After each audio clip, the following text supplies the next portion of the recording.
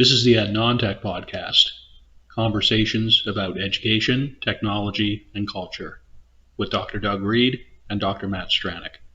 Thank you for joining us.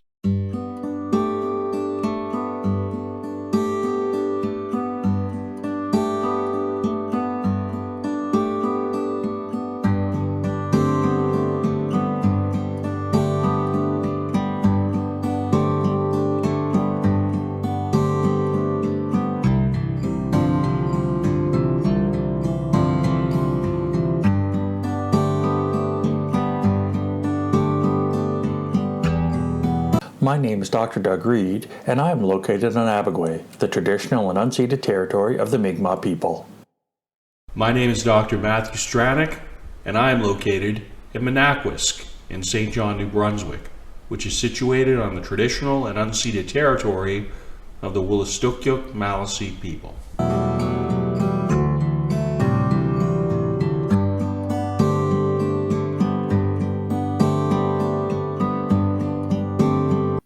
Hello, everybody out there, and welcome to episode 46 of the EnT podcast. And for those who may be paying attention to the wider endeavor, we actually, Doug and I, had the opportunity to speak to Dr. Pam Gurney's Education 5000 class vis-a-vis, the podcast format. And I really, Doug, I don't know about how it sort of feels for you, but to me, I just want to take the beginning of this episode and just give a shout out again to Pam for inviting me and then / us, and also to the students. I haven't heard any feedback from Pam or I haven't had any direct interaction, so one can only suppose that it went well. I have heard from people outside of that sphere who checked it out and actually had some positive things to say. So anyway, just thanks again because for me, I guess in terms of what this podcast even is or what it does, I can't think actually of a better use for it or a better purpose than, having it stand in as a de facto lecture, and hopefully some of the resources that Doug provided and that we mentioned further that. So a bit of a wind up there at the beginning of the episode, pal, but I just kind of wanted to speak to that because for me, that was a really cool thing, a really significant experience as an educator. And I still have really, I'm still kind of unpacking it a bit, actually. So.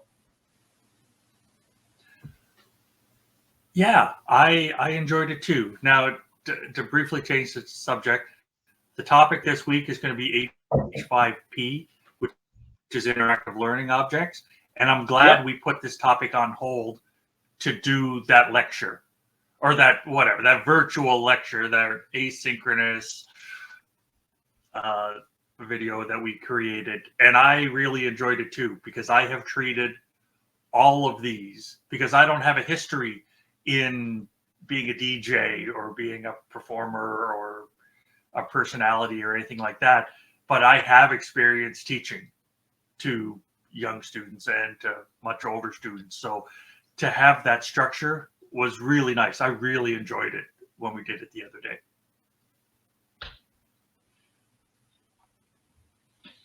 Radical. So it's over to me. So tell me about H5P, Doug. What we're doing. I've kind of got my baseline and I've kind of got my familiarity with it. But I guess I would just wonder, you're the person who comes up with the topics by and large. So what was the impetus for this particular topic right now? I wanted to do a tool investigation. I wanted to do one of those tool chest chats that we have sporadically done because I like that category. When somebody goes to the website and starts looking for the metadata, it's here we go. You want to learn about a specific tool? Here it is. And I thought it was time for that because we had done 4 or 5 episodes in a row that were very themed. And I thought, let's do a standalone, a one-off sort of situation. And I know you've done a lot of work with H5P on the website. So I wanted highlight that a little bit more and just talk about what we were doing and why we were doing it. Cool, man. And- That is legit. So first of all, thanks for recognizing some of the bits and pieces that end up on the website. I mostly do that for my own entertainment. I mostly do that so that it makes, like, when I read it, I like to imagine that the reader will find it more engaging than just another bullet point or paragraph from my writing. And so, in that regard, I sort of think of it largely as not unlike the staggered visuals in your part of the notes. So, where I think it just varies a bit is, and where I see a great deal of potential, and where I'm hopefully doing more than just, parlor tricks, is modeling the use of a tool or an application, which for me, if you're talking about like making education more democratic, more accessible, then that, we've gone over this on the show before, to me necessarily implies making tools that are the most user friendly possible. So if you're talking about user friendly set of tools with a whole bunch of support and a whole bunch of resources behind them, and with H5P, it is like it's a standard. It's a programming standard of sorts. I know that's not the right language for it, but the fact is that those files are exportable, transferable. You can, and for me, like, between my use and experience with the Moodle learning system, thanks TRU, and the WordPress, also thanks TRU, God help us all. But those files are portable between those two systems, right?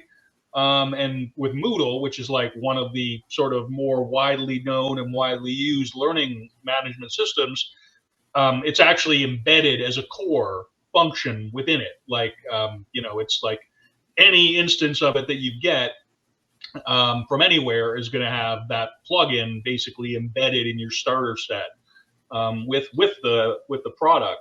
And similarly with with WordPress, the sort of broad CMS that gets used by something like 30% of the internet is using WordPress.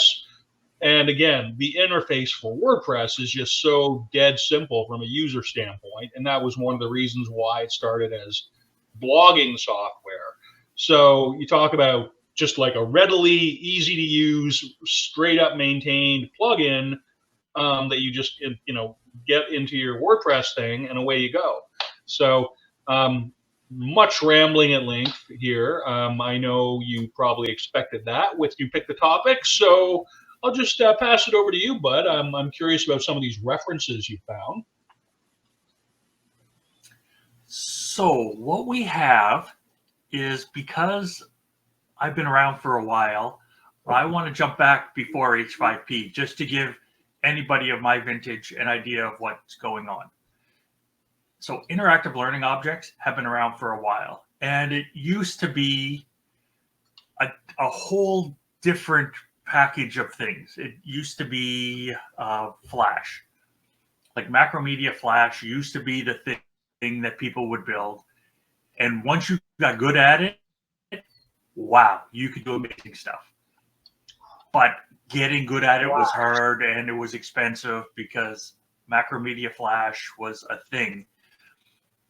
And what basically happened is there was a lot of the stuff I read said that there was a lot of security risks. People were figuring out how to embed viruses and things like that into Flash, so people were downloading it, and there was problems. And what eventually really the final nail in the coffin was when Apple said, yeah, Flash isn't going to work on iPhones and iPads. And that was, I'm paraphrasing, I know it's a deeper conversation than that, but that was basically the end of it. And then JavaScript came along. JavaScript was always there, but it was never Flash. And H5P is a free open source content collaboration framework based on JavaScript. And I remember back in the day when Flash would work with HTML. It wasn't even HTML5. It was just plain old ancient HTML, which still kind of works. But So I wanted to go back and do a little bit of that history. And that's why the first reference to Hammerton 2005 article, To Flash or Not to Flash, talks about that. And I just wanted to lay the groundwork.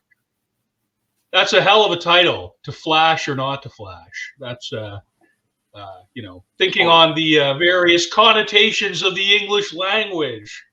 Anyway, well, thanks for that. And I will. Oh, sorry, bud. No, go ahead. Go ahead. I'm going to just maybe flash. No, terrible. No, but seriously though, thank you for that, because for me, I don't like it. I feel largely ignorant, I hate to say it, of a lot of the history of the tools. Okay. Like I sort of came into the field late in the first place. I didn't actually become any kind of an educator until I was in my 28 years old. And then even to get into sort of the anything close to using tech in the class, I mean, I started doing that with my B.Ed training, and then I sort of gravitated towards, specific applications. But I don't come from, but it was really out of like a function of use, a function of necessity. It's like, what can I do with this, cool thing in this nascent kind of Web 2.0 kind of internet? And I kind of sort of started just kind of finding my own way based on that. So I really don't have any kind of knowledge, which I know has driven certain colleagues of mine bonkers, about like technical aspects of it, like even just basic jargon. Like you tell me Java, and I go like, what? Like coffee? This is, it's just. But I also know that from a practical standpoint, what we have with H5P, and some of these other open source kind of applications, is that they're open for development. These things have wide communities of people just kind of for their own interests, just kind of beavering away on this stuff at the side of their desks. It's the same kind of people who join Wikipedia to work as editors, right? It's a hobby. Open formats, and bring in hobbyists and sort of these weird innovations that eventually kind of coalesce. So these community aspects of it, and the social aspects of it, and the functional aspects of it, that's the stuff that motivates and interests me. So what you've described is actually very helpful, kind of a nuts and bolts kind of, oh, this is what it were leading up till now. So I do appreciate that discussion there, bud. Was there anything, I know that's another bit of a ramble, but is there anything you wanted to add to that before we move to the next resource, pal? Yes, there is some stuff. So we had H5P now, which people love. We had Macromedia Flash, and before that, it was called Future Splash. So in '97, when I was still doing dial-up, I used to hate these on-screen animations. I loved them if I had a good connection, and if I didn't, it just sucked the bandwidth out of my computer, and it disappointed me. But the big picture with Flash goes back to a conversation you and I had previously about another tool, discussion forums. And I had my little bit of a rant about how 25 years ago, we knew discussion forums weren't working that well because we hadn't figured them out. It wasn't the read the article, post the thing, and reply to two other people's. Like, we knew that didn't work, and yet that's still happening today. And with these online interactive objects, it has changed, because when you look at all the old literature with Flash, it talks about e-learning developers building things, because it wasn't easy. It was hard. And now H5P is the educators doing it. So you can do one in your own class with your own students. And that is the giant leap forward. It's not, oh, you got to go spend a pile of cash on somebody, or you have to spend 150 hours getting good at the nitpickiness of that timeline in Flash, and how do I make this object do blah, blah, blah, blah, blah. All those details just kind of go away because we have moved past it. H5P has figured out how to do that. Now, a bunch of things for the people reading. If they go to the website, there's a list. There's a list of about a dozen things that Flash said, hey, here's what we can do. Here's why you need to do it. Well, I just went and checked H5P's homepage, and there's 54 different examples of different activities that you can do. So they've taken what was there and they have expanded long beyond that, which is just so wonderful. So that's all I needed to talk about with the Hamilton 05 article, which just we've moved past, and I am so excited and so happy that it's now in the hands of educators. It's not in the hands of a specialist. This is now a tool anybody can use. What you just said was what I was thinking as you were talking throughout. It's like, it's not in the hands of specialists, it's in the hand of educators. And boy, oh boy, let me tell you a thing or two about a thing or two, Doug. I just completely, okay. That's the potential for this stuff. That's the stuff that's motivating to me. And when I've had, when I look really forward at what I kind of, if I was teaching a university class again on the regular, what I'd have the students do, is that I would even, have them like, okay, so now you're going to, get up your own little mini installation of WordPress, and you're going to, or your own little, cloud-based Moodle, or your own little learning environment, whatever. And actually, implement this, like just build a few interactions in H5P such that you could use in your own educational setting. Because when I was teaching grad courses for UNB, in as much as I had any success, which is debatable depending on who you ask, but where I felt successful was doing the whole, build something, justify the design, explain the design, share how the implementation would go, and have the resource or the lesson plan or whatever, right? Something that's going to work in your specific situation, as opposed to just like some kind of friggin', diatribe or, written product or whatever. You give them the option to do the written product, but anyway, for me, like just the hands-on stuff, and then the rationale about how the hands-on thing will get used in whatever setting, when it comes to, teaching these adult education, whatever classes, that part of it was always of interest to me. And so I see, get the students to do some H5P just because it's easy. It teaches certain kinds of tech literacies, certain kinds of media literacies. And then plus, at the end of the day, it's more fun than just, watching somebody stand there droning on a PowerPoint. So again, I think one tangent kind of begets another here. So in that spirit, we should probably, because we're looking at the time ticking down on the free usage of StreamYard, because I refuse to pay for StreamYard. Sorry, StreamYard, but it's true. So what do we got next year on the references, bud? Next goes along with your previous comments. If people want to learn, students learn when they do. Students might learn when you're talking, but they're definitely learning when they're doing something. And so that's what all of this H5P interactive learning objects have led to.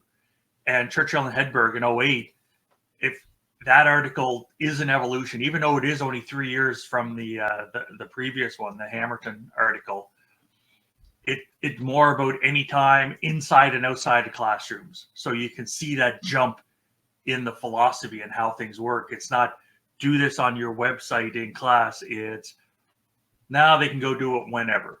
And this is getting explicitly said, go do it whenever, which is really nice. And they have the typical, yeah, you can do video, audio, graphics, other medias, and you can focus the design. You can focus the design on specific learning outcomes that you want students to get to.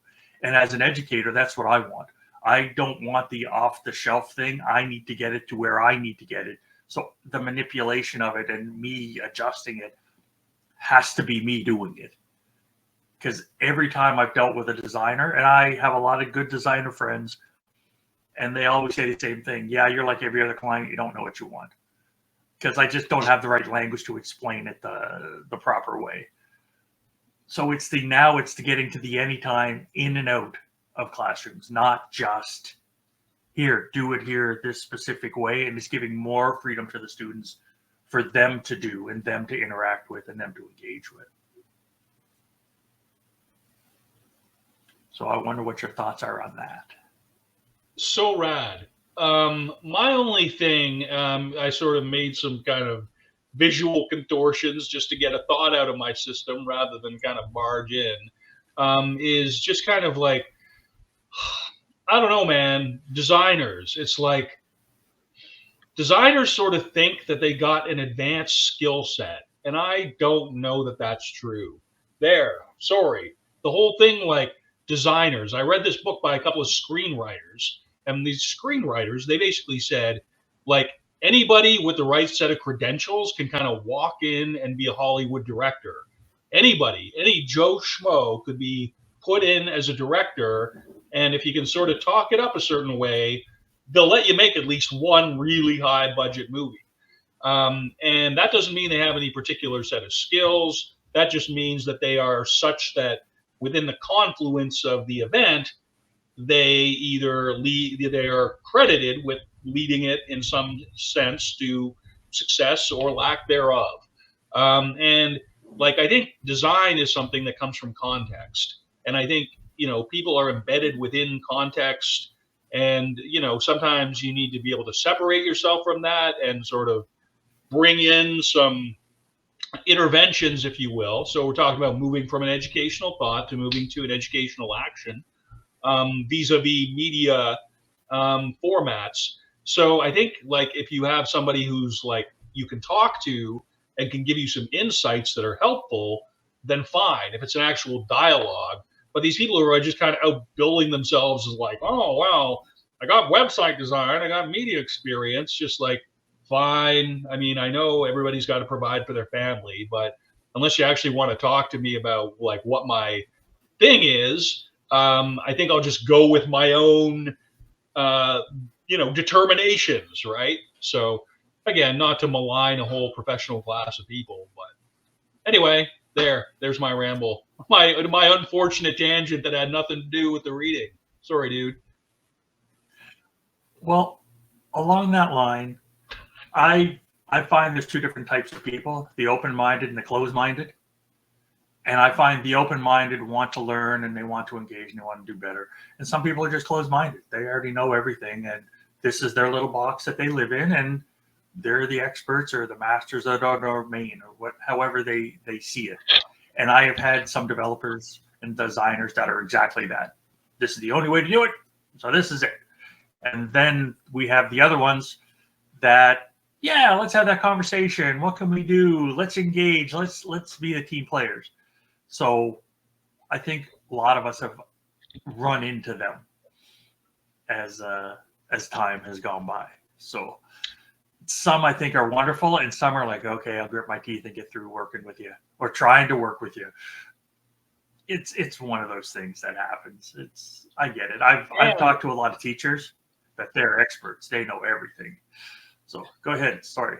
And I'm also aware that in my capacity as a professional, in various aspects of adult education over the decades, that people have found me to be exactly the kind of person I'm complaining about. So not to like put ourselves out as being above any of this moral fray.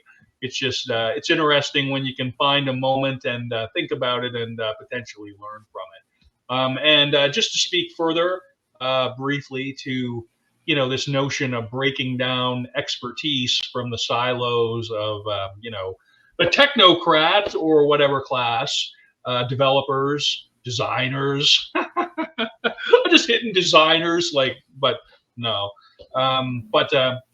Experts, to separate expertise from, technological and into the practical, putting it into the hands of people who need it. I've been waving around the pedagogy of the oppressed, because I know Doug has mentioned not that long ago that we should be getting back to that on the show. And actually, I had two people, Pam and then somebody else who watched the episode or the lecture, rather, the Education 5000 talk. And they actually mention like, so where can I find out more? Or here's an example of a thing that I think is related to that. So Briere, the interest remains, the interest is persistent and rightfully so. And gosh danged if we're not going to find a way to get back into that, because I think as we go further along, it is proving more relevant, right? So you're talking about H5P, a tech standard.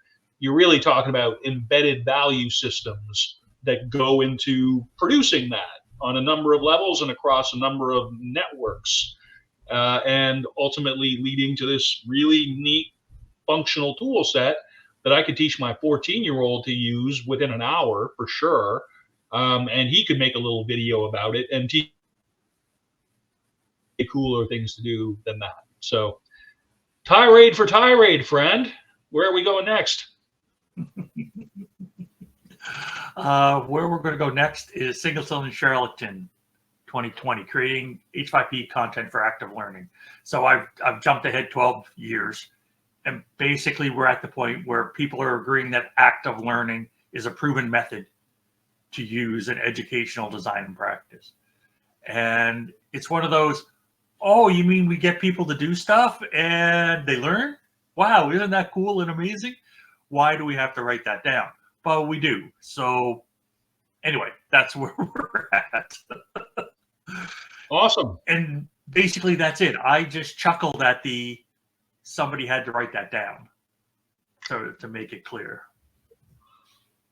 One thing that I will say about the education literature as a whole, if I can make generalizations, and I can because it's my show, our show, is that education doesn't do an awesome job of documenting itself in professional literature the way that other disciplines do.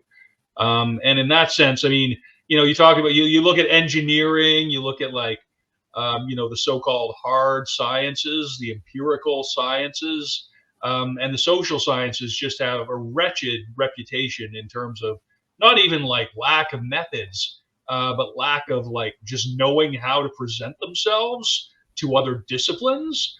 And so I think, to speak to your point, that when it comes to, we do need to write stuff down. We need to do a much friggin' better job across all areas, in our, peer-reviewed journalistic, whatever, areas, and like actually, represent as a sector, way better than we do. I will not be the person to do that because I lack the contacts and training and momentum within my career from an academic standpoint to ever reach that point. But I can certainly put myself in the peanut gallery vis-a-vis a podcast that hits however many people and say, yeah, man, that's a thing. So there we go. What do you think about that, Doug? I agree. I know my comment was a bit flip, and even as I said it, I have a memory of a video I watched many, many years ago, and it was after World War II. They were mothballing a bunch of warships and like disassembling them at one of those shipyards that take stuff apart. And they had film crews videoing the structures of the armor on some of these old battleships. And the question was, why are you doing that? It's like, we don't know how to do that anymore. That hasn't, all the people that knew how to do that have long since retired. They're not in the industry anymore. Corporate and memory. nobody wrote it down. Yes. Institutional memory. You can't just rely on like, oh, somebody down the hall did this, or, here's a wiki website from 5 years ago that, precisely so. I'm not meaning to unduly come at you, pal. I just like, oh, here's a thing we could unpack briefly. So these are some awesome resources, dude.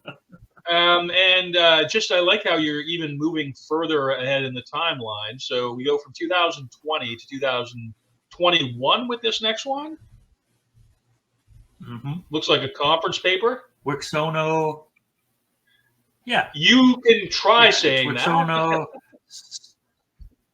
Sararini, Akita, and Nova One, talking about H5P and teaching English.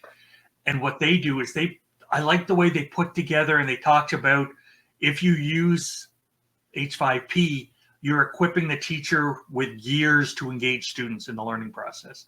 And I just like that imagery of, yeah, this is now just an integral thing. It's not a whiz-bangy thing anymore. It's just another tool. And so we've now matured to the point in the literature where it's just a tool, just use it. It's not worth getting all wound up and excited about. It's just the next thing. Now with H5P, just because we've talked about the history of it a bit and we've talked about the theoreticals, I'm going to read through a list of some of the activities that you can build with H5P, and then I'm going to put you on the spot and maybe get you to talk about some of the stuff you've been playing with in class or on our website. Well, it's things like creating accordion files. Go ahead. Well, I was just going to say, I mean, ultimately, whether it was sort of intended or not, back when we first sort of developed the concept for this, is we quickly realized, I think, that this was going from a broadcasting, professionally kind of endeavor to like, we want the thing to actually stand on its own in every aspect as some kind of asynchronous learning resource. So again, I think just one of the things that I came away from last week with Pam's class that sort of I realized is that those students are going to probably be checking out the WordPress, and I mean they could potentially then go through the various episodes, and besides the handsomeness and besides the flippant remarks, they might actually all those references are there, and so they can see like at a certain point, like when we decided to start documenting each unsplash picture and where the music comes from. That happened at a certain point in our learning. If you go back to like, the part where we started tagging it, it's like that happened at a certain point in our learning. And I almost think, I could go back and like add metadata to the previous ones. But in a way, I kind of like it as just an artifact organically of when we started shifting our practice. So anyway, man, I just, and the fact that this is now sort of within the curriculum of a certain class at one institution, just to me sort of stands as part of the endeavor. This whole kind of post-modern kind of critique we started out with is now manifesting as a thing that is not just educational commentary, but it is like on the curriculum in a syllabus, so to speak. Again, I mean, I don't want to like play up what we're doing here too far, but it just it really strikes me that the potential for these media formats and just making them as accessible as you can vis-a-vis not just open educational tools like H5P, but the attendant practices and the attending cultures of practice that go along with it, that's really quite interesting. So pardon me, dude, tirade begets tirade. No, that's exactly it. I've spent my time trying to role model proper learning behavior, proper teaching behavior, proper pedagogy, andragogy, because I'm a lifelong learner. So if people can see us with our terminal degrees in education, learning and adapting and struggling with and doing all those things, I'm hoping some people will look at that as like, oh, okay, that's not so bad that I'm having a similar struggle or I don't know everything right away. So with us, with our experience, yeah, it's okay to struggle with things. It's okay to fail at it. Sometimes it's just not meant to be, no matter what you do. If you weren't struggling with it, something would be wrong. It would not be interesting. That's all. I mean, really, at the end of the day.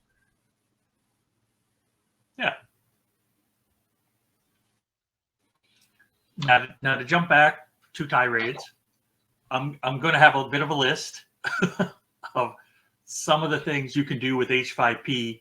And again, the actual building of it, if we can teach elementary school students to do it or junior high students to do it in less than an hour, I know educators can do this. So if you need a crossword puzzle, dialogue cards, do you need like to create a collage of multiple images, or like a drag the word or drag and drop, finding hotspots, fill in the blanks, those find a words that force people to look at certain things, image pairs. There's all kinds of wacky stuff. And I'm just kind of going through alphabetically. You can do presentations, memory games, multiple choice quizzes. You can do the questionnaires, speak the words, structure strips, true false questions, virtual tours, branching scenarios. There's so many things that you can do quite easily that help engage the students with their learning. And the first time, yeah, it's going to take longer. But by the 3rd, 5th, 10th, 20th time, it's easy. It takes no time. And if you're trying to figure out how do we present and how do we create an interactive video, well, it's right there. And I know that H5P fits in basically every learning management system, every LMS H5P plugins work for. And I know now that not only do they fit, but if you create quizzes in some of these, it goes into your grade book. So you can create this and it's a quiz or it's a test or it's a whatever. And the scores that the students you give to them, it'll go into their grades if you want that to happen. So there's so much there. It's so easy to do. This is just so wonderful. It's so easy, so interactive. There's so many upsides. There are so many upsides. And if you're not working with an LMS, then set up a blog on WordPress. And they all fit in there too. So there's all kinds of different ways to get this material out there to the students. And so I'm very excited. I am so happy that we're talking about this. And I'm wondering what your thoughts are, because you've done more on our website than I have, because I've done none. Well, it's funny, because to me, I've just been kind of like, when I see things now in terms of like, I would like to express this, in terms of something for the show, I sort of go for what's going to be naturally interactive. So, I mean, I hunt down GIFs, and kind of place those prominently on the WordPress post. And then I think, okay, so maybe I want to do some just ridiculous whack AI generations, such as the one behind me, which is it's like vintage jailbreak, post jailbreak, or something ridiculous. And so, just like, a gallery of, these. So, I mean, if I think of just like I got within my personal usage of this, both, I think I can safely say without revealing too much that I am using this stuff at work a bit now. So H5P, that is. So, I got a different set of needs from among the 30 or 50 or whatever different content types that there are. So like for me in an adult setting, like having the image slider in lieu of PowerPoint, right? To me, that is an effective thing. And because you can just throw your images into it and just have them go across in a gallery way, and it kind of blows up, fills up the full screen. So if you need something, to zoom in on. Also, the visual hotspots, I've made pretty interesting use of those. I've also found that with the just the audio tool, that instead of having a file, up on your system, like an audio file, an MP3, which can take up a lot of space, is just upload it as, so it sort of sits in a different location. And then again, it's easily shareable, easily downloadable. And then some of these things are more, I guess, if you're talking about the language education aspect, which I have some experience with in terms of a teacher. I mean, if I were to go back 10 years to when I left being an English teacher, basically, I would be looking at like the, the crossword, or, some of these are definitely made with language education in mind. So I just think with all of the sub-communities of amateur enthusiasts and people who are getting paid by grants and foundations and things to develop this, I mean, I don't even know the ultimate org that under, under which the primary activity sort of is initiated. But still, I'm as enthusiastic about it as you are, Doug. And I think probably the reason that I'm enthusiastic about it is because we're already at this point with it. And I'm just like, I don't see the format going away in 5 or 10 years. I think this has a pretty long shelf life. So if you just sort of go 5 years, 10 years down the line, I think that where this is headed is going to be just even more content types, more repositories of robust content types. And I mean, even just in terms of like what we are doing, I mean, so you want to speak to what we're doing, just annotating certain parts of the WordPress post, like I did on the last episode, right? Where I had a bit of text information, but then I just had a little audio widget, like where you could hear me just kind of doing a little additional commentary. So I think just by doing some demonstration of some fairly basic functionality with this stuff, it doesn't take much whiz bang to enliven a learning experience, in my opinion. Little goes a long way if you're willing to experiment and if you have some level of technical competency. And again, my real final wind down on this particular tirade is what I love about this tool set is that it reduces the threshold, the technical knowledge threshold, significantly. And in so doing, it becomes de facto an empowering technology, potentially. And again, getting us back into the land of our good friend Freire in terms of intention there, if possible. Whew, tirade upon tirade upon tirade, dude. Sorry. No, it's all good. It's all good. And I agree that these tools aren't going away.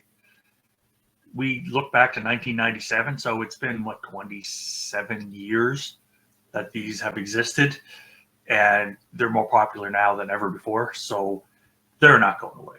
This is a thing that's going to stand. And I think it's h5p.org is the organization that's carrying the ball. And they have a timeline that goes back to at least 2025 of here's what was going on when, and here's what you could do with it. So sorry, what year? It's 9 years back old. To when? You said 2025? 2015. 2015. Did I? Sorry about that. Cool. Just wanted to make yes, sure. Yeah. Okay. No, it's Cool. all good. That was a typo. That I do not have a time machine. So I guess, Doug, if I can then ask you, one thing that I'm going to consider for this episode is, if I were I might do some screenshots of like where the H5P lives on our website, just for instance, because I got 10 or 12 specifically associated with our site. So what I might do is actually take a few screenshots of our use of H5P and then render that as a little H5P gallery just to show, the gimmickiness of it. If I just sort of look at this for you, Doug, within your context, are there any of these kind of content types or activities that sort of jump out at you as like, oh, if I were teaching again in the classroom on the regular, this could be cool? What do these look interesting for you, bud? Basically, all of them. I look at all of these things and I think, here's how I would do it teaching that class, or here's how I would do it teaching that subject. And I've taught from grade 1 to PhD. I have taught kindergarten is the only thing I have not taught, basically. So I would most definitely look at it and say, I know that I could get students in grade 5, 10-year-olds, they could do all of these things without a doubt. And they would have had fun learning how to do it because it's a nice risk-free way to get started. So I would do all of them. I'm always biased towards the photography ones because I have a couple 100,000 pictures that I've taken. But I love the ones where it's like, okay, where are the hot points? Or let's do a virtual tour. I'd love to do a virtual tour of my house. Just if I ever cleaned it first, I'd need to take the vacuum and do all that. but I'd love to have students be able to tell stories, because I think telling stories is so important and it ties everything there. If with the storytelling and the narrative, they could also walk through their environment, and if it was a story in the woods, go to the woods and take some video and do that video tour of things. I think that would be amazing. I would love to do that stuff with students again. I think you've touched on a couple of things there, Bud. First of which is furthering the potential experiential learning endeavor and going into the woods. I mean, land-based initiatives, opportunities to indigenize your curriculum vis-a-vis exploring those kind of relationships. So that's all rad. But then also, doing the tour around your house, I almost just thought, well, there is going to be another pandemic. I think we can all suitably agree. So in terms of like pandemic 2.0 or whatever the crap, when that comes around inevitably, like, okay, this is something you can do. You can explore your own environment and then use some of these tools to kind of do blow up views or, enhance kind of connective experiences. Connective, almost use the word connectivist, but that's something I'm not prepared to even begin to go down on because that'll just be a tirade that will lead nowhere as far as I'm concerned for now. Dude, I feel like we're making some good progress here. And I think actually within our rambles, we're uncovering some things that we've already spoken to on the show variously, but then are kind of shoring up as to follow back on. Because again, I think with all of this, we can sort of subsume that under our definitely admittedly ironic and facetious PEI concept, right? Because these cloud-based applications, these these OER that make it real easy to build and contribute, I mean, they're going to follow you around, right? They're in the cloud, and so they're going to follow you from device to device, physical environment to physical environment, and so hence personal education infrastructure really being sort of the key there, I think. So shout out to PEI, TM. Yes, indeed. Yes, indeed. Yeah. And one thing I really loved about this topic is we got to cover stuff across our typical topics, because this is a tool that drives straight down the middle of the road, and normally our topics are very specific but wide. So this, to me, just feels like a way that we can throw in, like, we got the free air reference in, and social constructionism. This is perfect for that. More students, less teachers, right? We want the students doing and the teachers supporting the learning. So this is a nice way to touch a bunch of bases again. And it's such a fantastic tool. Sweet. It is definitely worth people's time to spend an hour to do. Well, and I mean, again, this is where I've had some experiences now. I'm almost thinking, because when people are developing educational resources, they tend to think, and rightfully so, sort of a generic use case, right? Here's the worksheet, here's the video, here's whatever, and I'm going to pump that out as a resource, a curricular resource. So H5P, increasingly, there are even, like, besides the ones that we've covered, I mean, literally, there was one released like just yesterday that I saw somebody I follow on LinkedIn kind of hype. And these things get more specific. I mean, you can do ones that are going to incorporate AI prompts and things like that. But beyond that, the potential is you're contributing to a wider OER ecosystem in as much as these go into sort of a hub, right? I think it's called the H5P hub. It's sort of the overall repository. I think the default setting when you create them is that it doesn't go into it.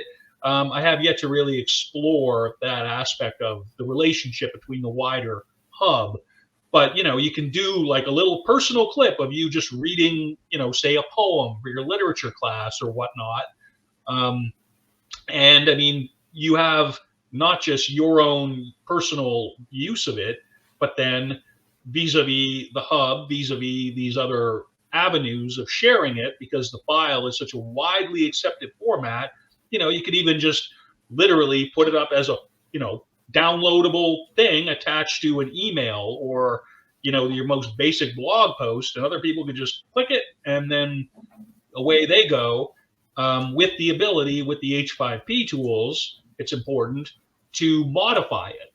So the notion here is that anytime you create something, you can keep it locked down, you can keep it prioritized to your own use, but part of the cool aspect of it is that it opens it up for remixing, so-called, and reuse and recontextualization by other people, and then furthering, potentially going back into this wider hub of, where the stuff all originates and can ultimately live. Again, that was a diatribe, but it was hopefully just giving people a little bit more of an overview of kind of how the thing is sort of meant to work within an ecosystem kind of notion relative to the tech, which is how I tend to, like Doug mentioned, thinking in terms of narratives and stories is what gets me through to this stuff. So, sorry, Doug. No, that's okay, man. That's okay. So just to wrap things up, I have a couple of images there. Here, do we not? That, yes. I really like the some user assembly required. This was from a collection that was free online about moving to Mars and making Mars home somehow. So I really enjoyed that. The whole concept of the H5P, I thought tied really in with teacher professional development. And I just love this. I'm not going to tell you how to do your job. I'm just going to give you cool ideas that current teachers have actually done and have that communal support. It's, hey, I did this thing. Maybe this works for you. One of the reasons another tool, Kahoot, that online little game tool works so well is they're all free. They're all in some kind of hub where, yeah, I'm looking for a Kahoot on whatever, and then you can download it, and here you go, and then you can alter the questions and stuff. And I did that quite a bit the last time I was teaching in a K-12. And I really love the learning objects. Just, I have one image that talks about how they can boost engagement, improve learner retention, create a more customized learning path. We didn't really get to that, but isn't it all about the students getting to learning what they need to know and getting to where they need to get? And this can help them with that customization, because in a classroom, those IEPs, individualized educational plans, holy moly, how do you individualize for 25 students in a class? This is one way that might take a lot of the load off you. So that might be great. And then once you've done a couple, reducing course creation time. It'll take less time because it'll be easy for you to do. You can sit down in a few minutes and do it instead of figuring out all that other stuff. So there's a couple more images in there. Go take a look. One of them is just silly because it just made me laugh, and it had been sitting in my digital clutter for so long. And I have three more things. The word, phrase, and question of the podcast. Word of the podcast is H5P because that's what we talked about a bunch. Question of the podcast is, since we know that interactive learning objects help students, what can we do to get more educators to use them more often? What can we do to reduce those hurdles and get rid of that friction? What can we do? Because that's what needs to happen next. We know it's a good tool. We know it helps. So how do we make the obstacles go away? And phrase of the podcast is uncovered things we have already spoken to. So for people that have been listening to the podcast for the last year and a half, yeah, we covered a whole lot of things. We went back and demonstrated our biases and what our beliefs are a lot. So this will be a good episode for people that have never listened to the podcast to come listen to, because we've most definitely covered all of our preconceived notions. But that's all I have. I'm wondering what your thoughts are, just to wrap things up for us. Yeah, really good to cover all that, Doug. And I was just looking, Doug has shot me a couple of comments that my audio dropped a couple of times here to address with specific time signatures. And at one point, I was doing the verbal tick here a bit. So we got a specific time signature on here for Camtasia purposes. So again, in case people are following along at home and wondering what goes into the podcast thingy, but otherwise, I don't have much else to say. I think this has been really great, and I think we'll probably be delving back into more H5P stuff. I'll throw out some examples that we've done on this show, but I think this lends itself really well to revisiting later on down the line as well. So thanks to Doug for this awesome topic. Thanks to everybody for checking it out. And I guess that's it from me. Bye for now. Bye, everybody.